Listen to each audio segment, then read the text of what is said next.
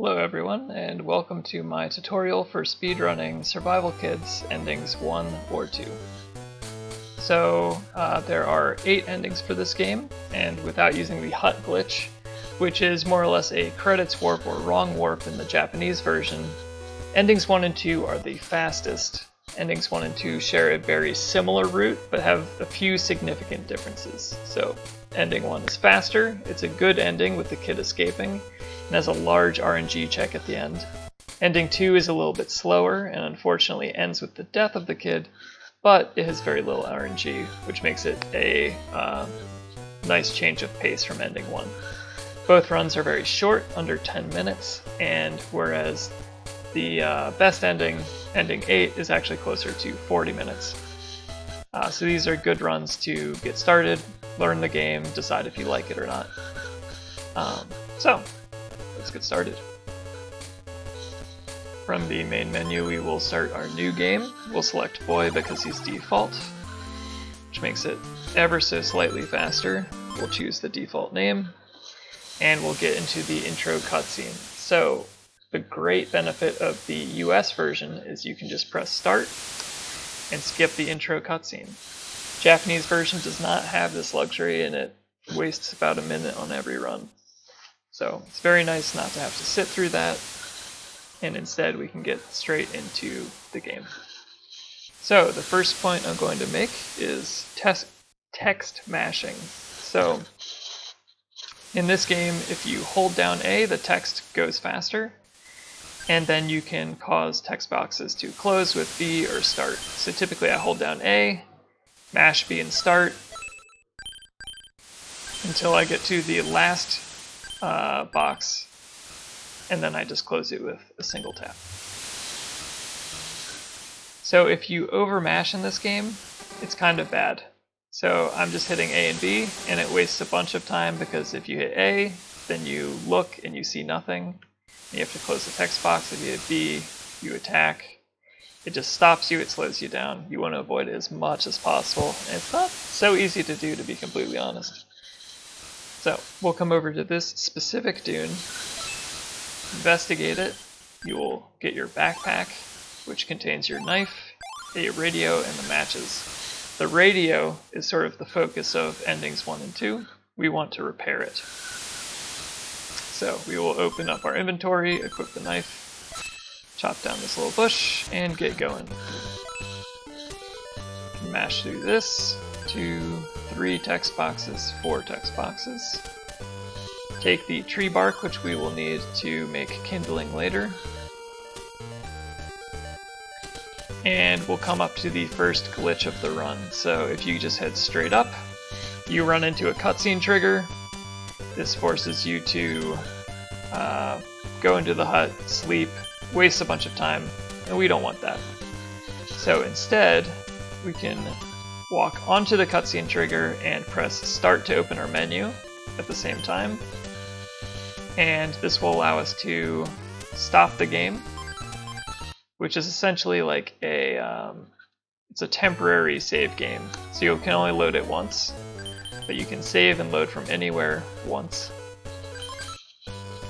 And now you're standing on the tile that contains the cutscene trigger. So if you go up, you're fine. If you go back down into it, you trigger it again. So you want to be a little careful. So we'll skip the cutscene, and we'll move on. So we're going to cut this, and cut this. And this is a good spot to discuss the movement in this game. So the movement, I think, is actually pretty interesting. So it's 8 ways, and it's sort of tile-based. This will be familiar if you played Pokemon Red or other games with tile-based movement, but it has half steps as well. So you can see you have 2 steps to get over to the next full tile. And this allows you to do some interesting stuff. So for example, you can cut a corner. So if you're standing halfway over a impassable tile and you press up, for example, then you will cut the corner, and you will save yourself 1 step. Because essentially if you hold both up and right at the same time when we're walking through this little zigzag, you'll walk only in whole steps. And this is slow. It wastes time, even though it's easy. So what we really want to do is, if you can do this quickly, you move up one step and right one step, and then you sort of take a diagonal path through here instead of taking the full snaky zigzag. And so just to show you, this saves half a step, or this saves 2 half steps, so 1 for each corner that you cut. So if you just count it out, 1, 2, 3, 4, 5, 6 steps to get from A to B with that path, or it's 1, 2, 3, 4 steps. And quickly it looks like that, but you have to be careful because you can only hit one direction at a time. If you move here and you hit up and right at the same time, you still take the full corner. So you need to move into, you have to just time it right and only hit up and then only hit right. You'll get used to it, but that's sort of the basis for fast movement in this game, and I think it makes the game pretty interesting. So actually we'll load here so I don't waste a bunch of time, and we will move into the next cutscene. So time management, fatigue management, food, water management aren't really a problem in this particular run because it's so short, but for the longer endings, in particular ending 8, it's pretty much all about item, fatigue, health management. It makes those runs interesting. So we'll move onto the beach, take the stick, and make our way across. We will cut this grass. And so one thing to mention about all of these grasses is they have a chance to respawn when you transition back onto the screen. So we cut it, we hope that it's not there so that we can take a faster path back, but it might respawn anyway. It's just an RNG part. So we'll move up here, make our way over to the big stick. We have to pass through this cutscene trigger, or one text box cutscene. It's not very long. We could skip it with a save and quit, but that would waste more time than simply walking through it. We get the big stick, which we need. It's kind of a critical item. And before we transition back onto the beach, we need to go into our main menu, select merge, and we are going to merge together the stick and the tree bark. This makes kindling, and the reason why we do it here as opposed to on the next screen or any other screen is because we want the stick that we originally took to make the kindling to respawn. So if the stick is still in your inventory, I don't know what causes this glitch, but it happens every once in a while. I don't know. I don't think it causes any issues. But essentially, the stick, if it's still in your inventory, it won't respawn when you transition back onto the screen. And you can see that the grass also didn't respawn, which is nice for us. We're going to come back up to this tree hut, and we are going to save, or not save, but sleep here. We need to sleep here in order to open up essentially open up the forest. So there's something blocking the forest. It'll go away once we sleep here. So sleep here, make our way up to the stick, which has respawned because we used it up on the previous screen. And we're continuing back to the river. So this vine. So this is the first branching point in ending 1 and 2. For ending 1, skip it, you don't need it, it's a waste of time. For ending 2, you do need it, take it here, and make your way back up, back towards the original hut area. So we're going to come up here, and we're going to use the big stick to push this big rock out of the way. You use it a lot throughout the run, especially in ending 8. And this little section here has a lot of tough movement, but if you can get it, you can save a lot of time. The other thing to note here is if you go straight down, you walk into this one box cutscene. But if you take just a half step and round the corner, so if you cut this corner, you avoid the cutscene. So you can just completely skip it, which is nice. The monkey runs in, tackles you, steals your backpack, and runs off into what is essentially the Lost Woods. So in this region, if you go, for example, the wrong direction, you come back onto the same screen that you just left. So you need to take the correct path, which in this case is a very simple up, right, down, and left. So it's just clockwise, starting with north. Then your monkey throws the backpack back at you, runs away, and all is right once again.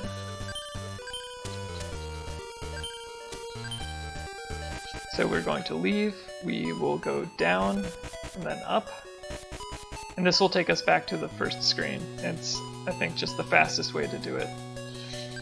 On this big tree we will take the tree sap because we'll need that to make a torch later. And here you can see that if you aim yourself diagonally, you can actually take items past, for example, past this grass. So you don't need to cut the grass, you can just grab it past the grass on the corner if you're facing on the diagonal. So this is the next save and quit glitch, and this one's actually pretty cool. This is an out of bounds. So we're going to move up, stop on the same tile as the transition, and when we load our save back in, we can... Essentially what's going on is we've desynced the camera and we're loading in wrong parts of the map collision. It's a little complicated, it's hard to say exactly what's going on, but you can get used to it, and if you take the right path, you can pop out straight into a zone that you shouldn't have been able to transition to. So normally you have to come through the other side of this cave. Takes a while, it's annoying, waste time, so it's much faster to take this out of bounds. And I'll show you what I do to get this consistently. It will take some practice, but I think the way that I do it is pretty good. So I hold up and right, I go until I stop, then I hold down and right, and I go until I stop. And I hold up and left a little bit until that little hitch, and I hold down and right, up and right, up and left, and then down and right again, and usually I come down into this. You sort of just want to play with it, and you'll find something that works for you. It's a little tricky at first, but you'll get something that works. So up and right, up and left, down and right, up and left, down and right. And you are aiming for this little, it's a dried leaf, but this little brown spot, you want that pretty much in the center of your screen. And you'll sort of get a feel for where you want to hit. But that is where the transition will incorrectly load in to bring you to this screen. So, once you're here, you're going to make your way up to this cave. And you don't want to move around, so if you move at all, you'll get this long text box saying that you need fire and that you need a torch. We'll just don't move once you enter the cave, just go straight to your items menu. Use the kindling, so make a fire, and then you need to go into your merge menu, and you need to make a torch from a stick in the tree sap. Then you need to use the torch on the fire, and you can now finally move around. We're going to move over to the left, and we will take this iron chunk, which we will use to make an axe. So if you go straight right from here back towards the entrance, you have a very high chance of spawning in an enemy here, and they can really get in the way, cause a lot of problems, especially if it's a scorpion, which can poison you. You don't want to go straight right, so if you go up and to the right instead, you can manipulate the enemy spawns, and you can get out of there. I don't think I've ever had an enemy spawn on me when I did it right. So you want to do that, it makes the run safer, makes it faster, does not waste any time. So you'll put out your torch, make your way over to the trees, and then you want to merge together your iron chunk and a stick. This will make your axe, which you then want to equip and use to chop down these trees. The monkey will run off, and you can inspect this black spot, which is a radio apparently, and it contains batteries. So the radio that you picked up at the beginning in your backpack is broken, needs batteries.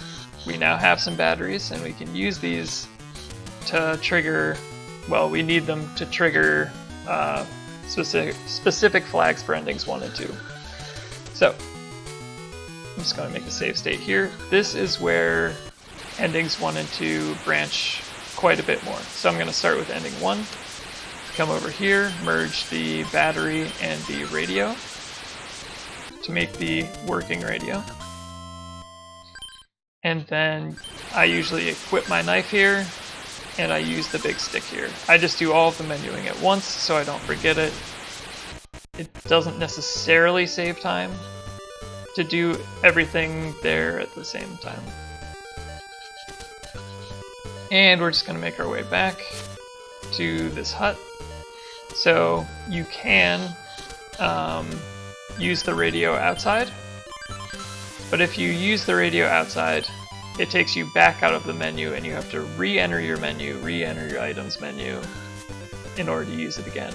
But if we use it inside the hut, then on a failure, you can just keep spamming A. So it saves time. And we want to spam it for ending 1 until we get this specific message. You'll know it because it'll have this big cutscene pop up. This RNG can be really unfortunate. I've lost well over a minute on some runs. I don't know what the exact odds are of getting it. World record has first try and it saves a bunch of time, but until you get your runs better, you don't really need to worry about it too much because there's always room for improving your movement, improving your menuing. But it is sort of the bane of ending 1, is this RNG, which can really make or break your run no matter how good it is. So once we trigger that cutscene, we're going to come down, we're going to go right, and we're going to make our way back to the beach. Because now he knows that they're searching for him. He's going to build a big SOS sign, so we want to say yes once we get to the beach. He will build an SOS. And then you're going to make your way back to the hut in order to sleep. So use the big stick again to push this rock out of the way.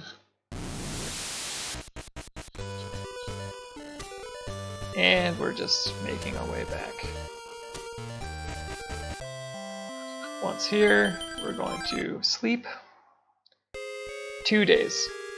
So after you menu into the sleep the first day, you can actually just mash A, and you will automatically menu to sleep. It's kind of a nice thing.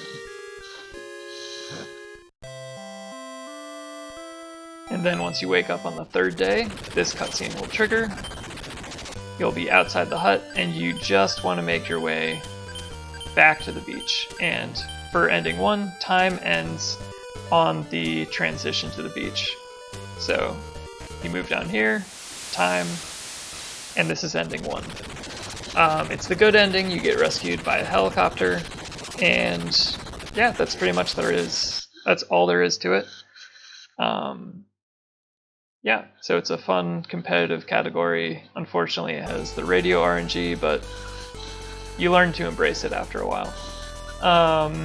So I'm gonna not watch this whole cutscene because it takes a while and I can't make the text go any faster.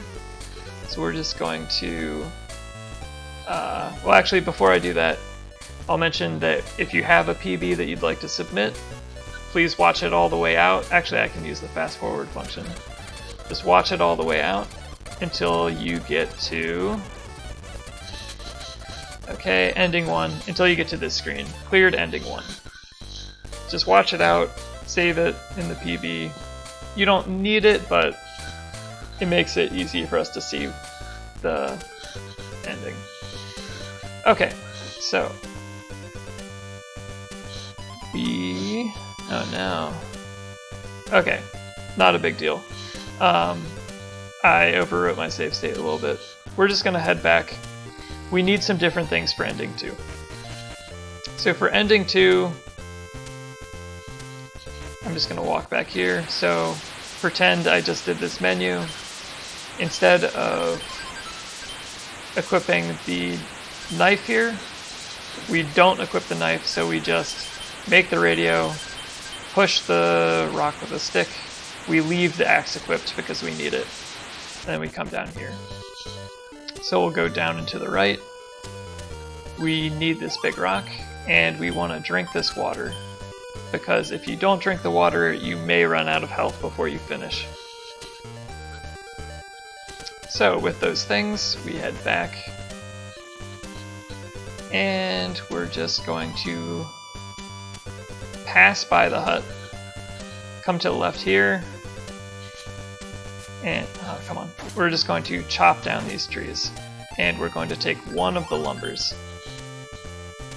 Now you can finally equip the knife, chop down the grass, and instead of making our way into the hut, we're actually going to take a line from here straight down to the right, back to the original cutscene trigger that we skipped before.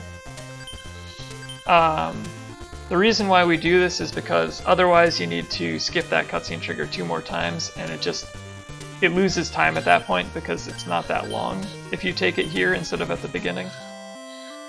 And we need to go to the hut anyway because we need to come in here and we need to sleep. And as long as you have a working radio, so you need to make sure that you've fixed it.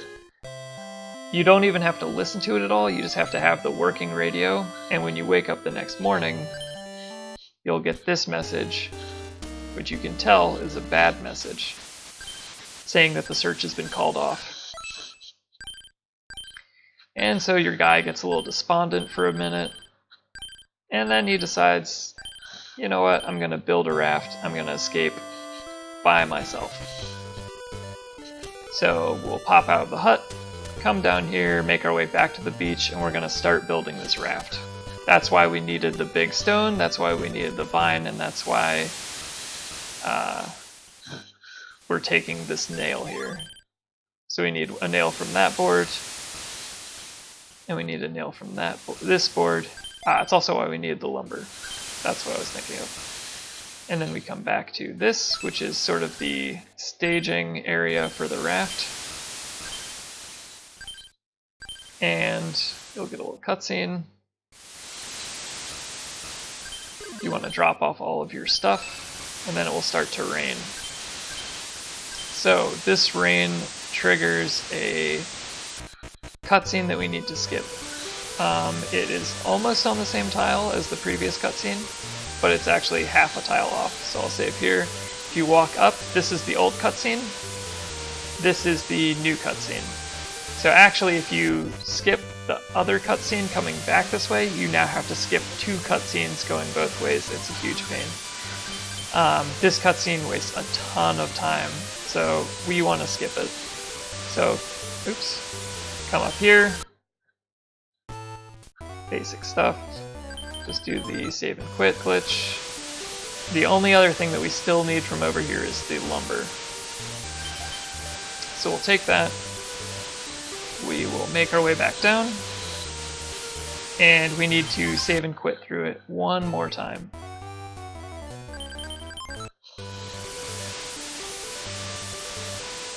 Now your guy's gonna start getting hungry, he's gonna start losing health. This is part of the reason why you needed to drink the water earlier, otherwise you would be hungry and thirsty, your health would be going down really fast. And yeah, you wouldn't make it. Now in ending 8, and actually for all of the other endings, you follow this same path. The difference is, for all the other endings, you need to, well actually, ending 7 is different, but I won't talk about that. For all the other endings, you need to bring enough food and water with you so that you survive the journey. But for this, because we're not surviving the journey, you just want to rebuild the raft and then launch off without any supplies whatsoever. And yeah, that'll be the end. So we just need 1 more lumber. So there's 4 in total. Bring it back to the beach.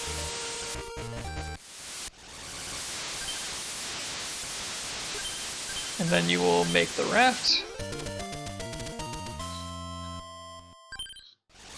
And then you just want to launch off without bringing food and water along. And as soon as you clear this last text box, it's time. And so that's really pretty much it.